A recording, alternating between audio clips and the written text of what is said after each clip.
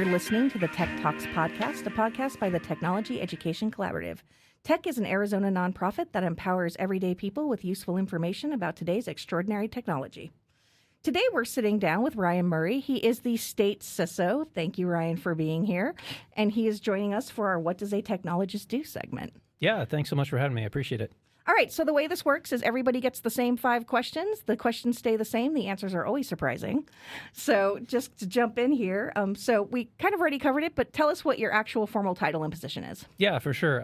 It's a bit of a mouthful, and I'll just run into it. So I'm Ryan Murray. I am both the Deputy Director for the Arizona Department of Homeland Security's Statewide Information Security and Privacy Office, and I also currently serve as the Chief Information Security Officer for the state. The first title's cooler. I know, right? Doesn't it sound cool?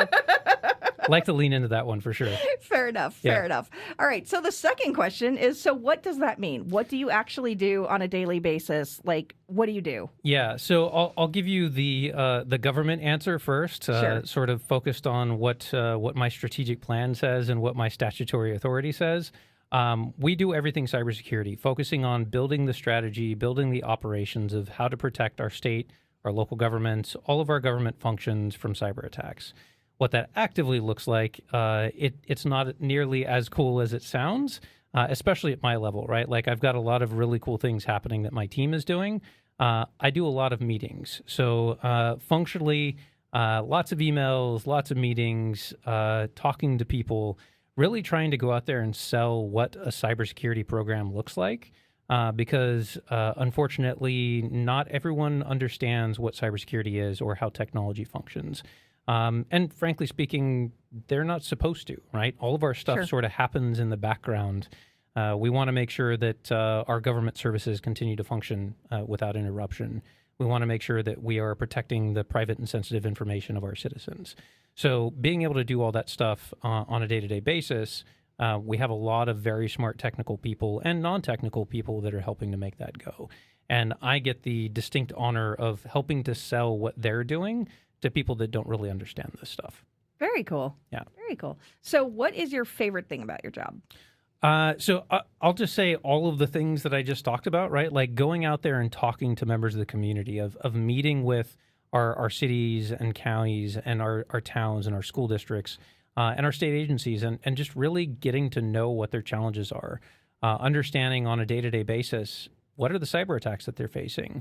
What are some of the vulnerabilities that they're struggling to address and fix within their environments? And how do we better engage with them to help them support that effort? Because frankly speaking, this is something that we can't do alone, right? I can't do alone at the state level. Our local government certainly can't do it alone, especially as we start talking more and more to the rural parts of Arizona. They just don't have the funding and resources to be able to handle this. So I would say that's probably the most exciting part about what I get to do is going out there and helping to solve these problems. Because I am a technologist at heart. I'm a longtime geek. I've been doing this stuff for a really long time. And a big part of that ethos is finding problems and solving challenges, right? Solving puzzles. And I think that still transitions or translates into a lot of the work I'm doing now, even though the day-to-day work is not technical in nature. That makes sense.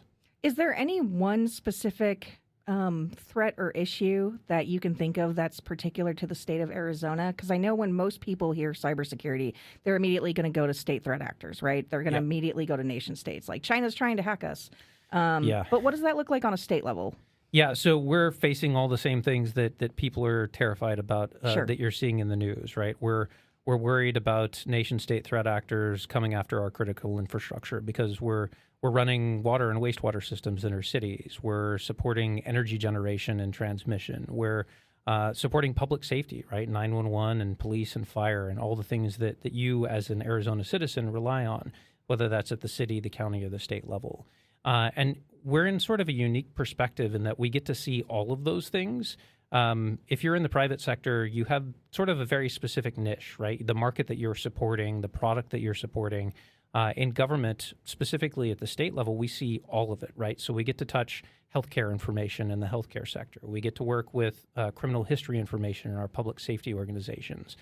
We get to talk to, the EPA and our Department of Environmental Quality on protecting water and wastewater systems and making sure that drinking water is protected and safe. We get to work with, our Department of Revenue and our taxation organizations on protecting all the tax revenues, which is timely. Don't forget to go file your taxes before before tax day, right? So all that stuff, and that's really unique sitting at sort of the state level, seeing all of those things, where you might get little bits and pieces of that if you're in an organization in the private sector. Okay. So our next question is, what's your least favorite thing about your job? Because no matter how much you love your job, everyone's got a part of it that doesn't make them sing. Yeah. Well, I'll say the biggest challenge that I have is continuing friction with our IT friends, right? I'm a big proponent, and as mentioned in my title, I don't report to an IT organization, right? I'm underneath the auspices of the Department of Homeland Security at the state level. And this was a very purposeful decision at the state several years ago to say cybersecurity is a national security problem. It's a homeland security problem. This is not just a technology issue anymore. We're facing nation-state threat actors. We're partnering with public safety and law enforcement. We're talking to our military. We're sharing intelligence. We're partnering with these organizations that typically don't exist within sort of the structure of IT. And frankly speaking, historically, cybersecurity has been seen as sort of those, either the Department of No that tells you can't do these things, or they're seen as you're pointing out the laundry list of all of my failures as a technologist, right? And having that combative relationship between either the CIO or the IT director and your CISO or your cybersecurity professional, I would say that's the most challenging thing that I've had to address in my career in various positions. Not so much in this position now because I have a fantastic working relationship with our state CIO and his IT department, but still working with sort of those traditional IT organizations and some of the other state agencies, that friction still exists. And trying to empower agency security officers and security professionals that maybe still report to sort of a legacy CIO or IT director, and helping them to understand and see the light that cybersecurity is here to enable technology to do better, to enable the business to manage risk better, versus we're just going to point out all your failures. It's one of the harder parts of the job for sure. So something that continually comes up with almost every guest we've had is the importance of kind of the soft skills, the people skills. Yeah. So given what you've just said, would you say that that is a people skills problem or a technical problem or some melding of both? So it's a bit of both, right? Because it's hard to explain to a non-technical person what the risks are that they're facing. And frankly speaking, cybersecurity it's less about technical things, though it does involve technology. And this ties back to sort of this IT idea that cybersecurity is not just a technology challenge or an IT challenge anymore, but really focusing on cybersecurity as managing business risk, right? Focusing on how do we communicate this to business leadership, not just IT directors and CIOs of, well, you've got this vulnerability, you need to go patch it. How does that translate into, if this vulnerability is realized by an exploit or a threat actor taking advantage of it, what is that actual real-world impact to my business? If we're leaking sensitive tax information, what does that mean for our citizens? If one of our cities gets taken offline with ransomware, what does that actually impact for city services? That's not an IT problem, right? That's a business risk determination. Just as legal risk is, just as financial risk is, it's another seat at the table where we as cybersecurity professionals have to be able to communicate that in the language of business risk versus technology. And that really is every CISO. I mean, even at the private sector, right? Like that's 100%. That's kind of the job, is to bridge the gap there. That's exactly it. And this is, again, sort of dragging my soapbox around, right? Like the CISO needs a seat at the table. It should not be subordinate to an IT director or a CIO. They should be sitting there at the same table talking to the CEO or to the board of directors to explain, just as your CFO would be talking about financial risk, just as your IT director or CIO would be talking about sort of innovative technologies and how we're going to drive the business forward through digital services and UI UX development and all the other fun stuff that CIOs get to do. the CISO needs to be at that table as well, talking about these are the cybersecurity threats and vulnerabilities that we're facing, and here's the controls that we're going to be putting in place to mitigate those. Or having HR people in the room so they can talk about least amount of data, things like that. Yep, exactly. For sure. Okay, so what is the one practical thing you would want someone who says, I want to be the state CISO when I grow up? What is something practical that they can do to kind of help achieve that goal? Oh, geez. And I love that this is an audio-only podcast. You didn't get to see my grimace when you asked the question. Your smile of enthusiasm, you mean? That's right, yes. My toothy grin of enthusiasm. So I'll say one, be aware of what it means to be the go-to person for a cybersecurity program, right?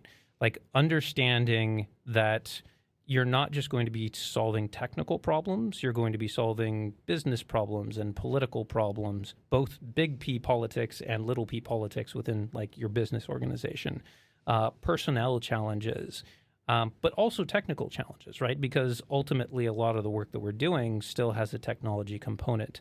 So being able to speak that language to sort of the technical staff, but also to the political and business staff, understand how to bridge those two gaps. And I will say that my background specifically has helped to prepare me for this. I've mentioned it a couple of times before, but my mother was an educator in public schools for the majority of her career. I worked in K-12 school districts for about a decade before I moved to state and local government.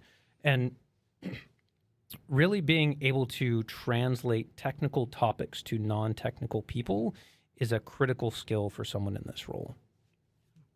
Okay, and then final question is, do you have any hobbies, passion projects, any organizations you're involved with that you want to give a shout out to? What do you do in your free time? Just tell us something about you. Yeah, you also didn't get to see me roll my eyes when you said free time. So my passion projects all sort of revolve around the work that we're doing, and Sure. and I'll say the most important thing that I'm really excited about right now is focusing on helping to continue to build the community of cybersecurity professionals across the state of Arizona, not just within state government, but truly across the entire state, and building this holistic whole of state strategy on how do we protect each other. And looking with a specific focus on our more vulnerable populations that are under-resourced and underdeveloped and don't really have the capacity to defend themselves from well-funded, well-resourced nation-state threat actors. So we're looking at this from both a technical challenge standpoint, from how do we get the high-powered, high-paid cybersecurity defensive tools out into the hands of the defenders that need them at those rural communities, at those small to medium businesses, that wouldn't be able to fund them otherwise. So the state is running several programs where we're essentially providing those services for free to small local governments that couldn't otherwise buy this stuff themselves. On top of that, the second challenge that we've heard is, great, you want to give me free tools and free services, but I don't have staff to run this stuff anyway. So what am I going to do with this? Like, just deploying another antivirus solution configured the wrong way is going to make me less secure and not more secure, right? So how do we train the future of our workforce to be able to build up the capabilities, regardless of what size your organization is, to be able to protect and defend themselves? So we're working with community colleges, like where we're sitting today in Gateway Community College. We're working with various community colleges and higher education organizations across the state to try to figure out how do we build that talent pipeline? How do we give students opportunities to get real-world hands-on experience while they're getting their academic degrees? Because frankly speaking, that's all any employer wants, right? The degree is great. The foundational knowledge that comes with it is fantastic. But when it comes to technology and cyber degrees, people want hands-on experience to give you a job. So how do we give them those opportunities?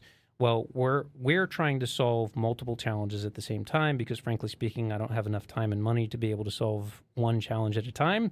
So we're trying to kill multiple birds with one stone by putting these students directly to work in protecting and defending their own communities. So we're giving them that hands-on experiential opportunity. We're helping the communities that don't have the staff or capability to defend themselves currently by teaching and training those students directly in those real-world environments.